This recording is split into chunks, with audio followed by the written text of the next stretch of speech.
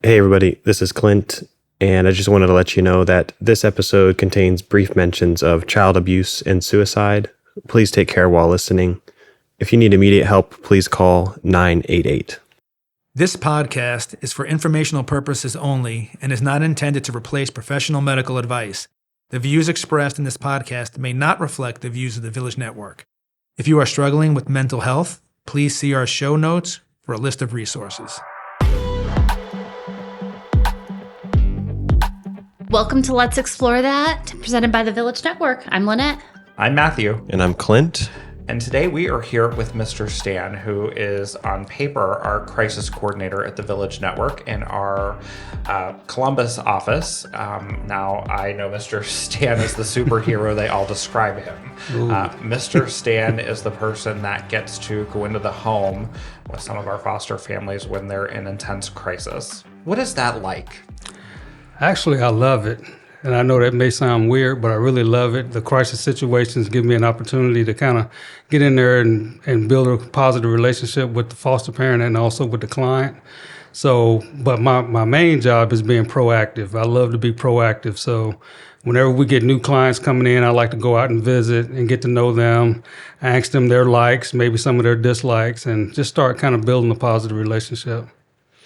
Well, and I have to ask the question, so how did you get to the Village Network? Tell me a little bit of your backstory. Where did it start? Take me back to Mr. Stan in high school. Was Mr. Stan in high school I'm going to go out and be crisis coordinator? They still called him Mr. Stan. They still called him Mr. Stan. Not at all, not at all. Well, in high school, I grew up in a little small town in Mississippi called Pontotoc, Mississippi. I was an athlete, played football, basketball, ran track. After graduating high school, I ended up going to Mississippi Valley State University, where I didn't play any sports. I was a member of a fraternity there, Phi Beta Sigma. So I was there, and that's when I kind of got my foot in the door with working with young people. I worked for this, I can't even remember the name of the organization, but I did it my last 2 years of college. When I graduated college, I started working in the prison system there in Mississippi. Did that for 2 years. So again, started getting some knowledge of corrections and how to deal with people and their behaviors. After working there 2 years, I actually came to Columbus and applied for a job with the Department of Youth Services.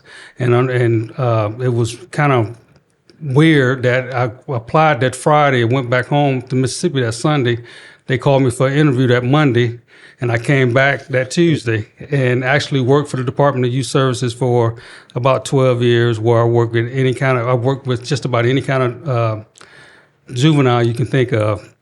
So learned a lot of good positive experiences from that. And then when I applied to work at the Village Network, and if you don't mind, can I give a shout out, please? Please. I know you're probably looking at me like, why? But I want to give a shout out to Miss Susie Parr, Miss Tracy McCarty, and I want to do that because they gave me this opportunity.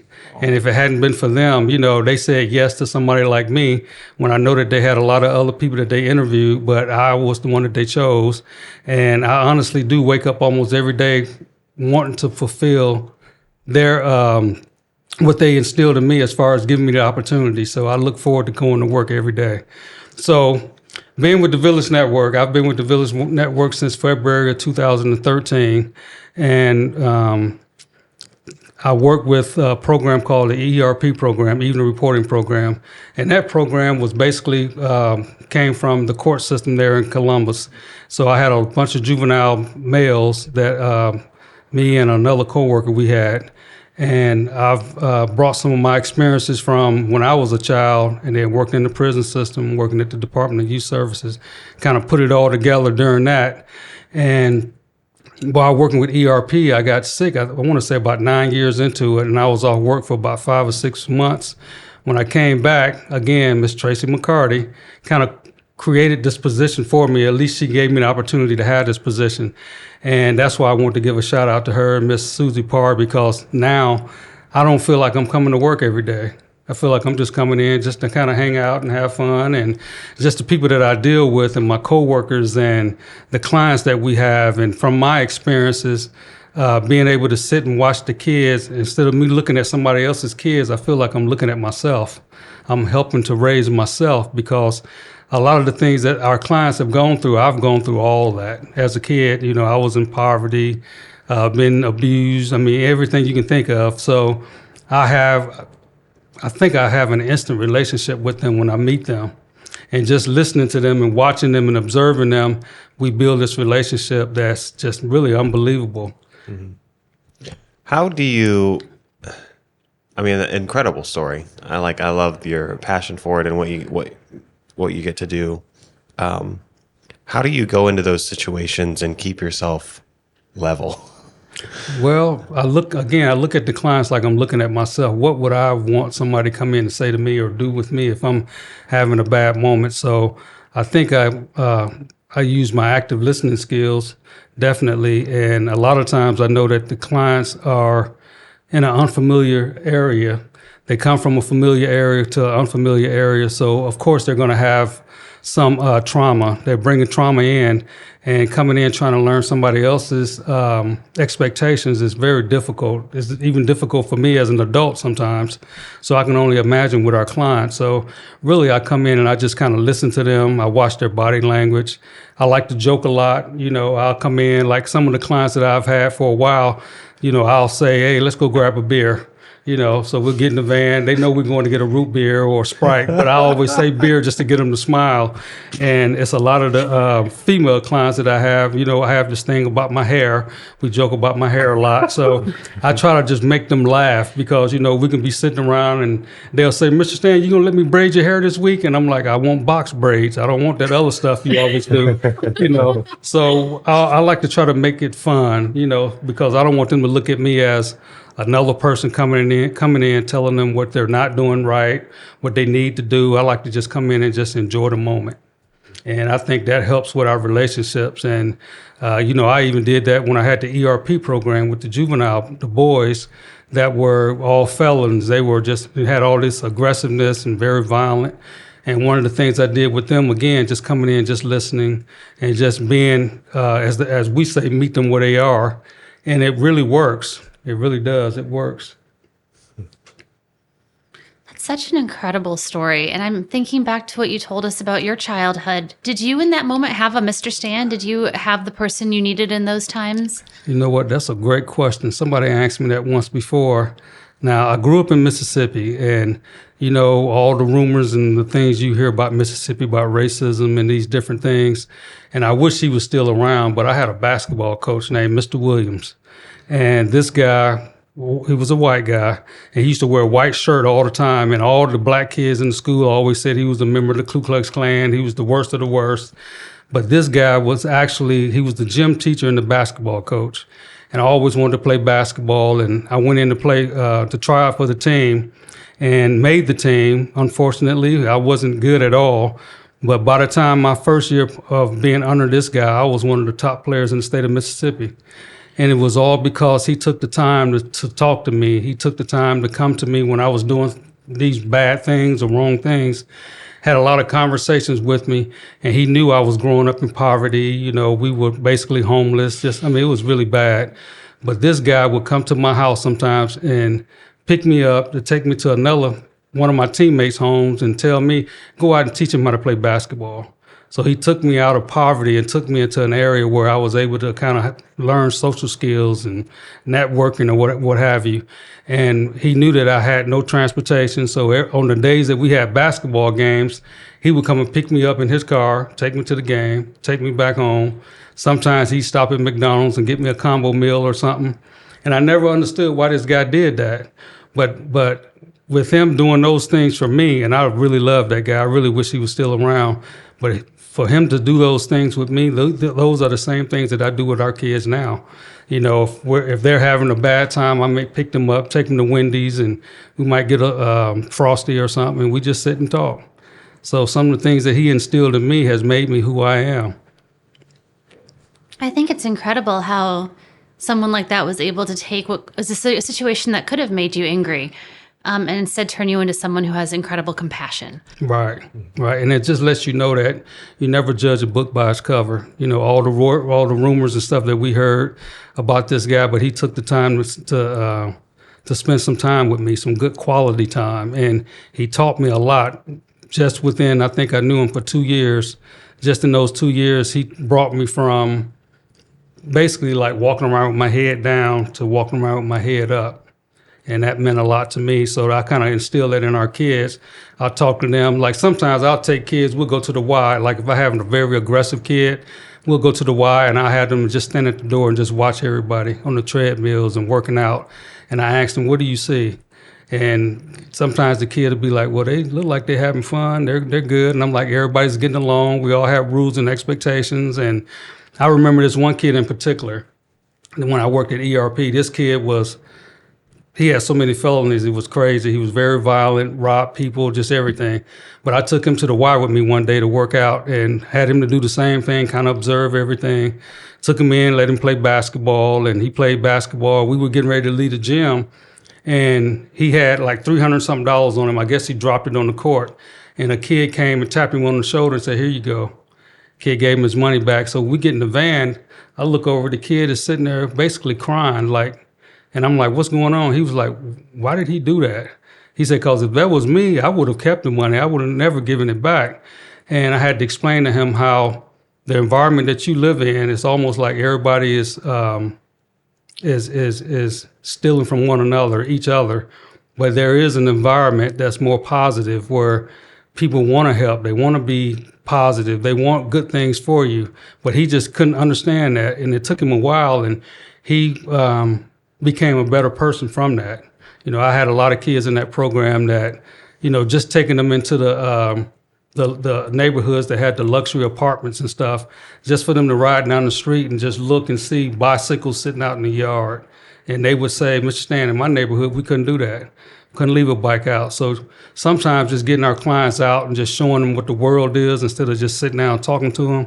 And anybody that knows me, I always have 5, 6, 7, 8 kids with me at one time. I love the big passenger van that we have, and I'll load them up and we'll go. Sometimes we go sightseeing. Sometimes we go out and do fun things like bike riding. I mean, I love the bike ride. Another, not a shout out, but I want to say something to Dave Paxton. I don't know where the camera is, but I'm challenging you again to come to Columbus and go bike riding with me and my kids. I know I asked him this a while back, and his daughter, Julia, said that he loves the bike ride, so I'm challenging him on this podcast to come to Columbus. Dave has been called out. Yeah. I heard it. Mic drop. Yeah, and matter of fact, Dave, you can come and we can bike ride and we can talk about the 6 R's. Oh, repetitive. There you go. I like that. Yep. Mm-hmm. So your relationship skills, one of our 6 R's, but I just think that is just... I even saw the kids at when we did the community day a few weeks ago down in Columbus. The kids just levitate to you, and you had that big painting. I think it was a tiger, if I recall correctly. But the kids just levitate to you, and I think that is just something that you really, to Lynette's point, are just paying forward. I see those kids light up when they see you, and it is a gift. It is, and when you're working with clients like that, one thing that I know for sure is that they are very observant. They watch everything, and they really understand if you're there for the check or if you're there to help them. They really understand that.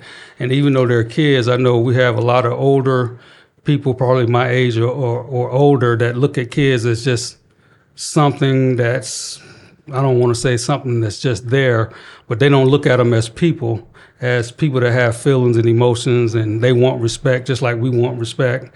And I hold myself accountable when I'm around them because I hold them accountable. So when they're doing something wrong, I'll let them know. But yet I tell them if I'm doing something wrong or say something wrong, be the first to say, Mr. Stan, hey, you said this or you did that. And then I'll high five them or either I'll, whatever. But I'll treat them to something because they held me accountable. So we hold each other accountable. I think that there's a lot of people today who would look at some of the youth in metropolitan areas and things and they would say, well, we're just going down the hill. We're headed for everything's bad. And while there may be a small piece of truth to that, what are the ways that you keep yourself in a positive outlook for these kids? Because I think that there's a lot of people who would say there's no hope for them. There's no way that a felon or a multiple felon is going to be able to be a contributing member of society. They're always going to be like that. All right. What do you use, or how do I know you like you said, you see yourself in them and you're bettering yourself, but what are the things that you do to keep yourself in a positive state of mind of the trajectory for these kids or these people? Well, I always want to portray myself as being happy and in a good mood, because I think that helps them also. And I always let them know something that they've done right. I always want to make sure that I verbalize that to them. It's just as well as if they do something that I think is wrong, I verbalize it to them. But I kind of I do more action things instead of just, sitting down talking about different things. Like sometimes, even with the kids that I had at ERP, when I used to take them home, sometimes I would give a report to the parents. Well, he did this, if he did something wrong. But also if they did something great, I would get out the van and go to the door and tell them exactly what they did great. So just doing that with the kids, sometimes that builds a relationship, because they know that you are observing them and that you are holding them accountable. One of the other things that I recognize is that when I was a kid, as opposed to now, that's a big change. And I even tell the kids nowadays, when I was a kid, if I would have had a cell phone and access to internet, I would probably be in your shoes too, because the kids nowadays, they have so many different things coming at them. It's not like back when I was a kid, you could only get on the phone late at night, maybe if you're lucky, at the house. These kids have access to so much, and I always kind of commend them on if they're not in trouble, and if they get in trouble, I don't kind of bash them with the severity of whatever it is that they did. I let them know that, there are second chances, that you made a mistake, so what are we going to do moving forward? So I actually treat these kids like they're my own. Let me put it like that, because when I talk to them as if we're a family. So I don't talk to them as if, hey, I'll see you next week because you're somebody else's child. I hold them accountable. I go to school. I do school visits. I go by the home and visit. The kids that's in foster care, I go to the foster homes and talk to them in the foster home. A lot of times I invite out the foster parents and the kids, and we do things together. So I kind of want them to see what it is to be a family, because a lot of our kids, they've never seen that. So you can't be something that you've never seen. Wow. The family unit that we create at the Village is just so powerful. I was in downtown Worcester recently, and the kids were on an outing. And, it was a Saturday. I wasn't expecting to see them. And they all came running up to me like a little flock of chickens almost. And I was like, Mr. Matthew, Mr. Jonathan, I can't believe, what are you guys doing? I was like, well, we live in Worcester. And, they were so excited to see us. And I think that that's something that we do. I hear often that we create that family unit that maybe has been missing, or that positive role model that, you can be okay. And sometimes I hear that these are the first moments that we're sharing that exposure.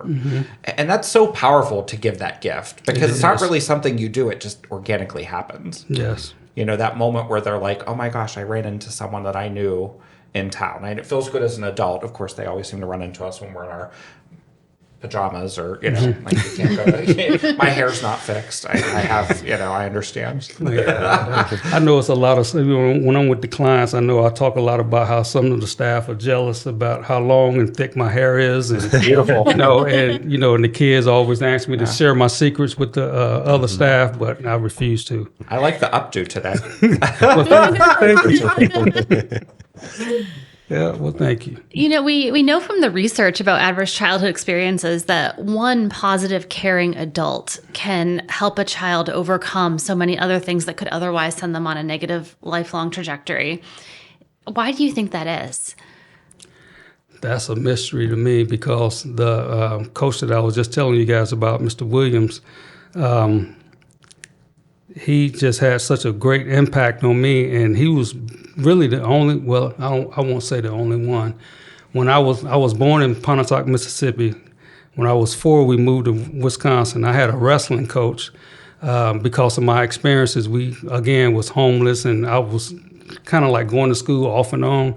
And he would come by the house every now and then to check on me and see why I'm not coming to school. And I would lie and say, well, my mom is sick or whatever, but my mom wasn't home. But for him to come and just check on me, that meant a lot to me too.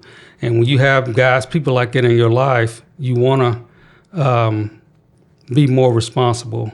You want to show them that you're trying. You want to just not give up. You want to try. And with those two guys in my life, it helped mold me and make me who I am, because I didn't want to give up. Before I met them, like I said, being in the situation that I grew up in, I didn't know anything about life in general. All I knew was my environment, which was very chaotic.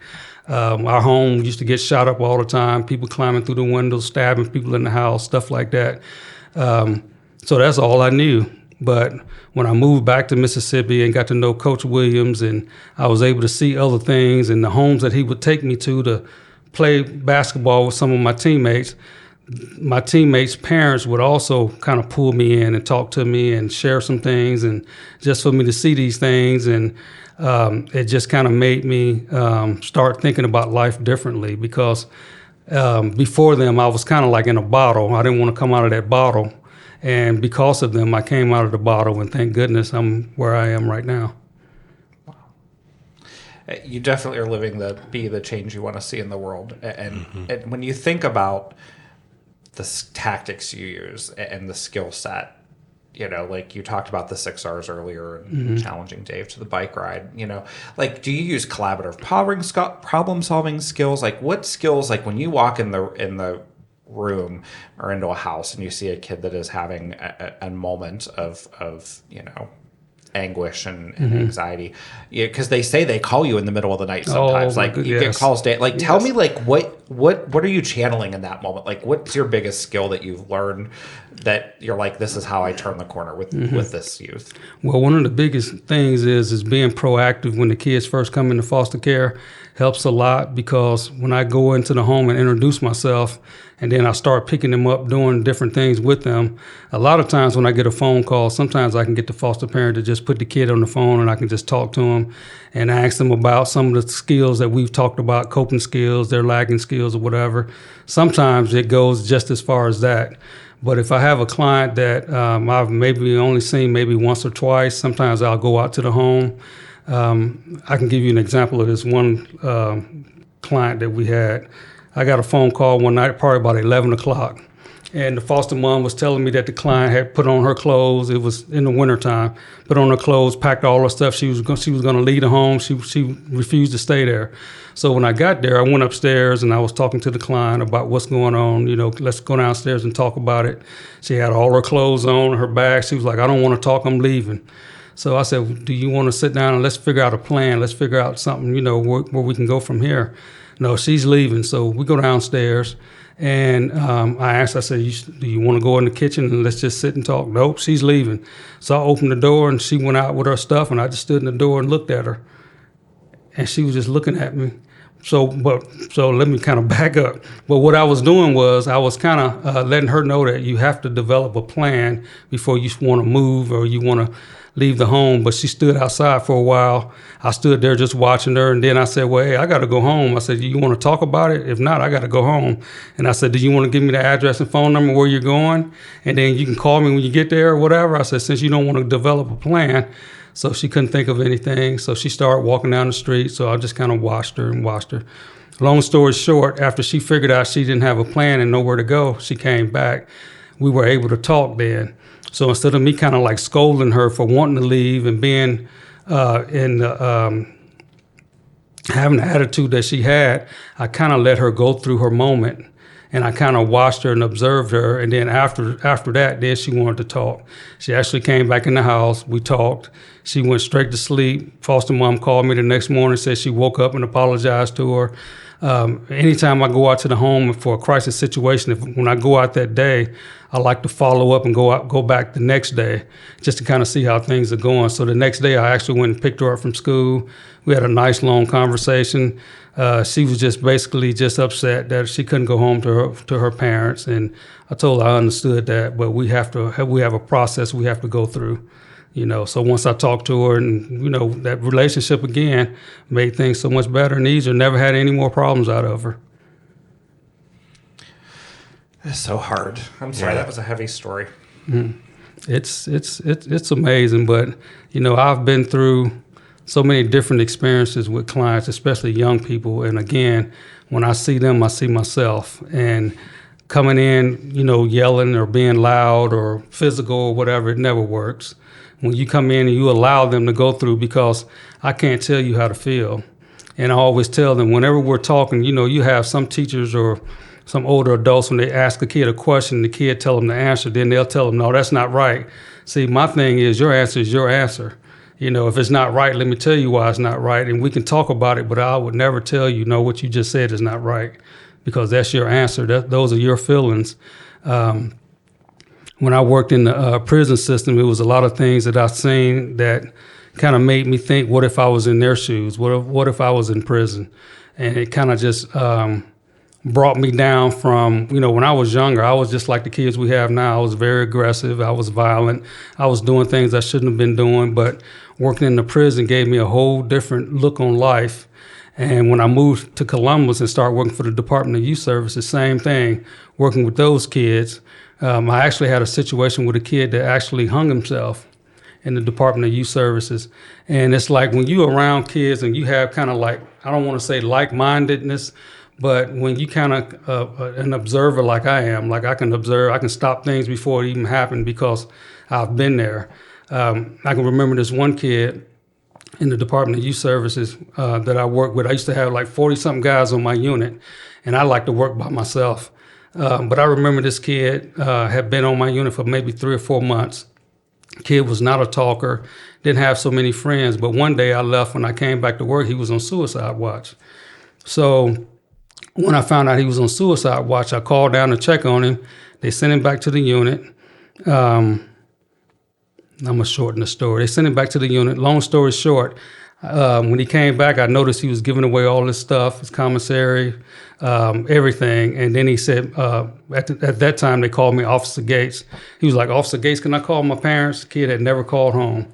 So I heard him telling his parents he loved them, just different things. And something in my gut was that something's not right. So I called the administrators, I called the nurses, the psychs. Everybody kept saying something's not right. I think he needs to be back on suicide watch. Long story short, as I was leaving that night, I noticed the kid was sitting in his room with his coat on and his shoes on. And at that time, his stuff should have been outside the door. So I went in and talked to him, and I said, hey, I'll see you tomorrow. Do you want to talk now? He didn't want to talk, but I just felt like something was wrong. So I went up front, clocked out, went to another unit just to stick around for a while because it just didn't feel right. So I stayed for about an hour. As I'm heading up front, I heard over the intercom, they was like, Officer Gates, we need you to go back to Group Jefferson. I already knew what it was. I went running back. The female staff held the door open. I went straight to his room, kid hanging from the ceiling. So I had to cut him down, start the CPR stuff. One of the things you don't see in the movies is when you're doing CPR, it looks so natural, but what you don't understand is when you're doing it, you're actually cracking the person's ribs, and when you going mouth to mouth, a lot of the food that they've eaten is coming back up in your mouth. So trying to save this kid, long story short, this kid ended up dying. I was off work for about 10 days, got diagnosed with PTSD because it was something I had never seen. It was so traumatic. So just those kind of experiences that I've had in my life helps me with the position that I have right now. My tone of voice and the way that I am, I'm a very patient person. I feel like I don't have a middle. I'm either down where I am right now or I'm up here, but I always stay with the same tone, same everything. Even if a kid is cursing me out, yelling and screaming, I'll just say, okay, we'll talk about it later, whatever. And I can give you guys an example of that, but I keep the same tone because I feel like if a kid know what button to push to get you to go up there, they're going to push it every time. But if a kid's seeing you maintain, they'll more than likely want to maintain during the conversation.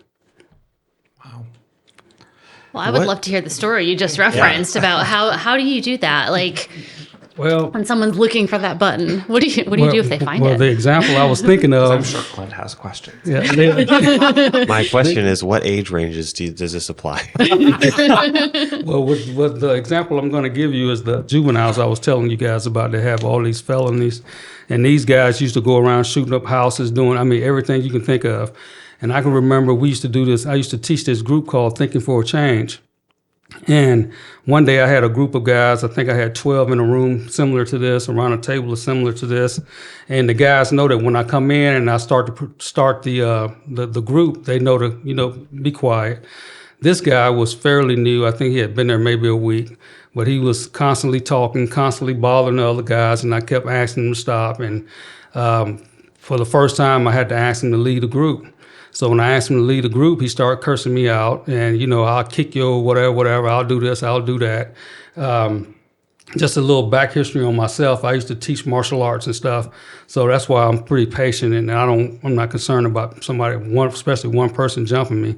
But I was telling him, I said, I need you to lead a group, and I said, when I finish with them, then you can come back in and talk. He was telling me what all he was going to do to me, and he actually got up and went out and started throwing chairs and furniture. So I shut the door, and I told him I'll be done in 10 minutes, then we could talk. First of all, what he didn't realize was I had just given him his own time out. And I know that a lot of times, like when I teach, like I also teach CPI. So I know with the model that we use in CPI, one of the things that I love about that is the ending part of a kid with anxiety. When it gets down to the bottom, to the tension reduction part, that's when they want to be apologetic and they want to talk. So I sent him out just for that. So by the time he was throwing chairs and doing different things, he actually opened the door and was still threatening me. And I said, whenever I'm done with them, you can come in and kick my butt and do whatever you want to do, same tone. So instead of the group going 10 more minutes, it actually went 20 more minutes because I wanted to give him more time to get all that out. So when we finished, I opened the door, I sent all the guys out. And when he came in, I had came on the opposite side of the table, and I said, go ahead and grab a seat. He went ahead and sat down. Again, I knew the tension reduction part worked because now, instead of him wanting to rush me with his fist clenched, he went ahead and sat down. So when he sat down, I was sitting there typing, and I had the screen up, and I was talking to him about his behavior and what was going on, and everything he was saying, I was typing. And he happened to look up on the wall, and he was like, he read it. He was like, you sending it to my PO? And I'm like, yeah, this is exactly what happened, right? And I even had him to hit the send button and everything. Long story short, I told him, I said, I don't understand what was going on today. I said, because you haven't known me that long to be that angry and upset with me, to curse me out and want to fight me. So he told me that before he came to the program that day, his stepdad had stolen his weed. So that's why he came to the program angry and upset. So I talked to him about his coping skills, lagging skills, all that. We had a nice long conversation. Never had any more problems after that. Every kid that I've had that has had issues with me, as far as wanting to be aggressive and violent, once our conversation is over with, that kid is normally the best kid in the program.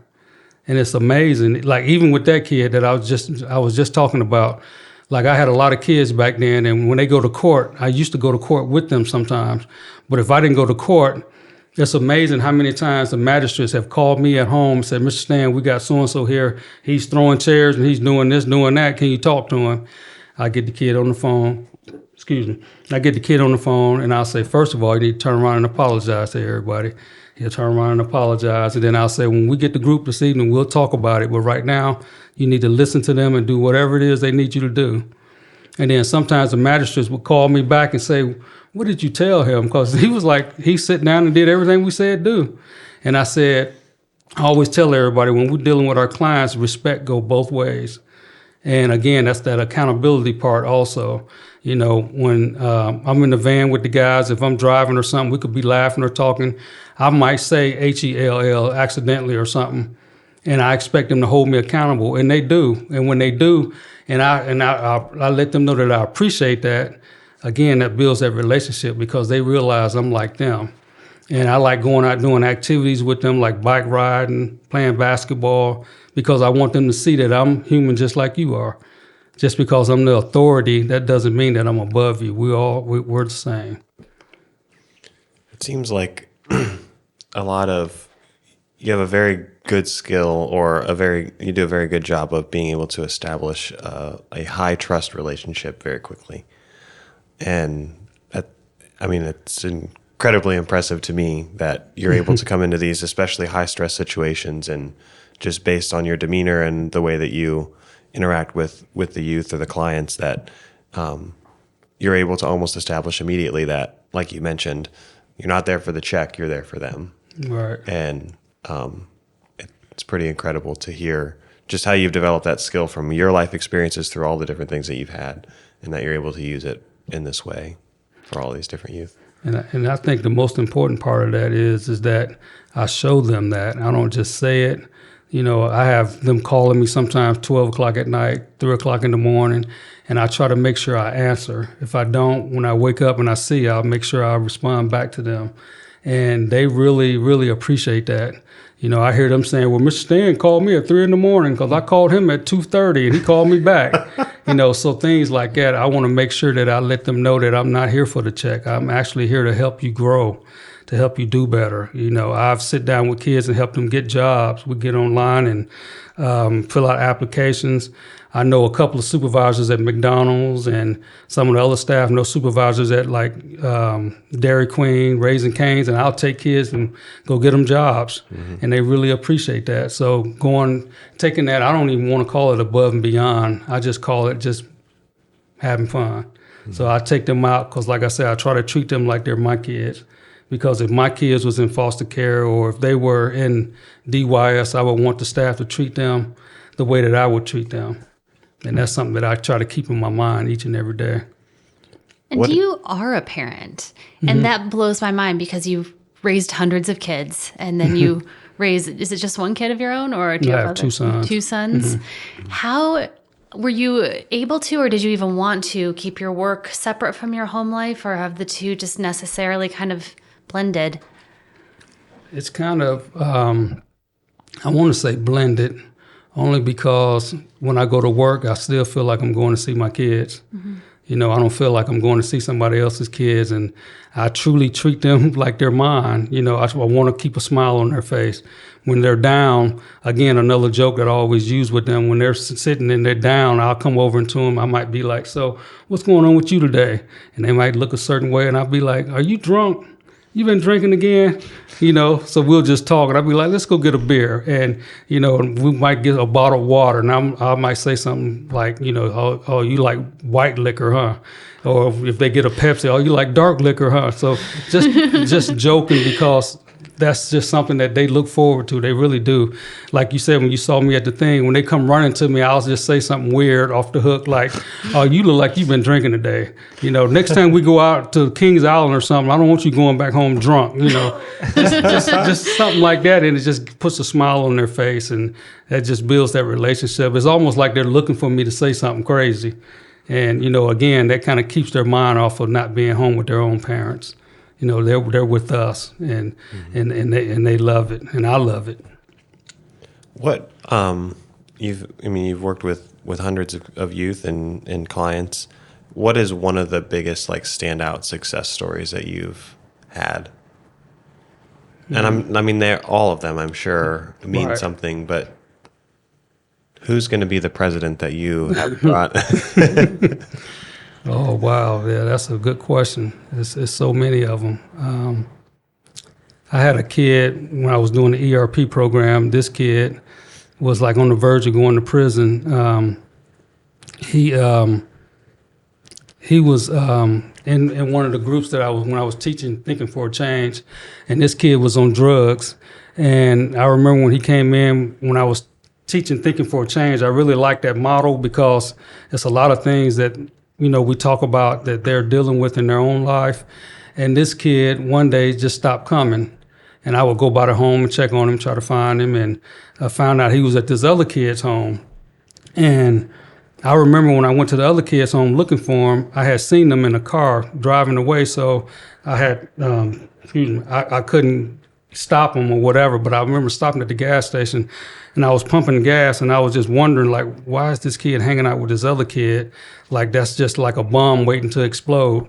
But what I found out was the very next day, the kid that I was looking for came to the program.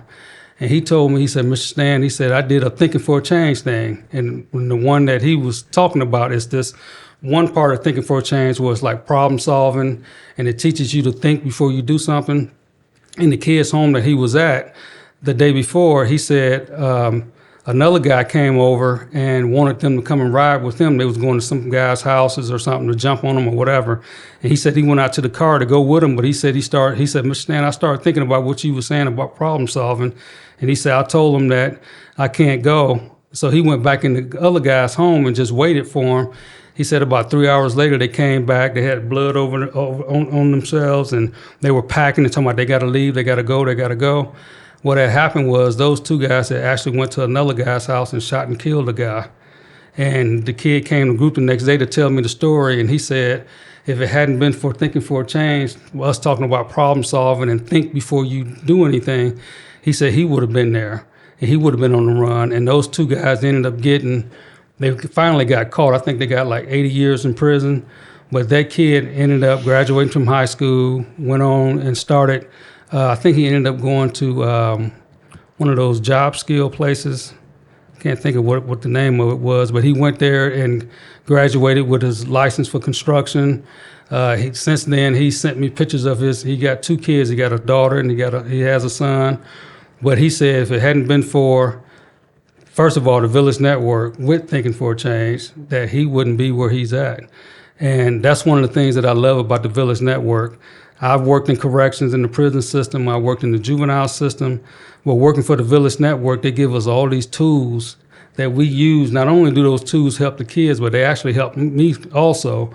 But that's one of the things that I love about the Village Network. And I know I've told Miss Susie Parr and Miss Tracy McCarty that I never talk about retirement. I don't even know what that is. And I had told them, I said, I'll be coming in with a walker, 110 years old, and be still trying to work for the Village Network because I really love what I'm doing because I can see a change in the kids that we come in contact with. I really do. And with that kid, with that situation, that split moment that he used something that he learned while he was in the Village Network, saved him from being locked up in prison for the rest of his life. And that's something that he can share with some of his friends, and hopefully get them to do the right thing, to think before they do something. And even just thinking about, it changed it for him, and he can tell his friends, but he's going to raise his children differently, and his children are going to raise their children differently. And I don't know, it's like what we always talk about with the work that the Village does, is there's just like a ripple effect that you're probably never going to see. But it is amazing. I love the Village Network. And like when I was saying in the beginning about how I grew up in poverty and this and that, and I know I've told Miss Tracy McCarty several times, I wish it was a Village Network for me when I was a kid, because I would have been safe for one thing. I would have been learning some things. I would have been able to see life the way it's supposed to be shown to me, instead of, being in that violent environment like some of the kids that we have. So that's why when kids come in, I'm not a judgmental person. I don't like to read their files. I don't care what they're here for, what happened. All I know is you're mine now, and we're going to move forward in a more positive way. Well, and also, I follow you on social, and it seems like you have a very strong, community. You're very rooted in faith, and I think that obviously is just, when you think about your beginnings that you described today, I would say that, you can show the kids, like, I came from a similar background. I understand more than you'll ever realize. But you can get here. Yeah. And I think that's the coolest thing. Some of our kids, even just helping with the scholarship program, and I got to work with a kid that wanted to go to school a few years ago and didn't think that we would be able to help them with scholarship money to get an education. Like, we could, we can help. And to that point, you are building brighter futures. And I think, a business model that we would love to have is to clone you, but we haven't figured that out yet. Because we always joke that we need a Mr. Stan. We need to talk to the sheep people. Yeah. Cloning. How do you feel about that? But, I wish maybe that clone could help me clean up at the house sometimes. Wash my truck and stuff. But hey.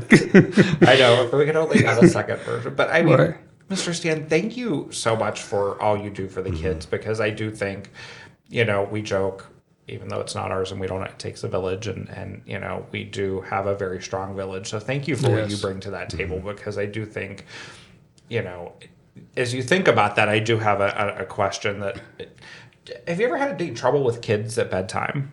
With the foster care. How would you solve the that? age range, is it like 4 to 20? What? Yeah. You know what? I've Hypothetically, never if any of us here at the table if you had a children, young child that was just really fighting strong-willed, bedtime, and it's not just bedtime. It's not just That's true. Actually, but I mean, we also want the free parent. again hypothetically. Hypothetically, if there was someone in the room that had a child that had, you want to give a very hypothetical story? You know what? I've never gotten a phone call on a kid not wanting. I'm going to need to get Mr. Stan's number, so I can call him so he can de-escalate me before I just let my child have She it. knows what buttons to push. Yeah, there you go. And I do think you said that earlier, and Clint and Lynette and I have all talked about this. I think one of the coolest things is the reading, the work that we do, the special Dr. Perry. We're going to talk to Dr. Dr. Avalon. Avalon. in a couple weeks. Even Patrick, from a standpoint of his story from Yeah. we have all these people that have we are so humbled because I feel Yeah. like we're learning just as much from the guests as Right.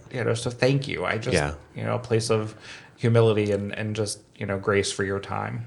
I appreciate you guys. I wanted to come here and say that I had some beef with you, but I'm going to try to let it slide because one of my mottos is I love my job. And I heard you say, you were saying that. Oh, I said I was going to be the Mr. Stan of the North. Oh, okay. Well, I'll leave it at that then. I said Okay. call me the Mr. Stan of the North because okay. I'm not stealing your thunder. He's a good witch. The good witch of the north, right? Yeah. Yes, by all means, my phone goes on silent at 10 o'clock. If you're blowing out at 3 in the morning, do not call me. But Mr. Stan, and that's what I mean. I do love my job.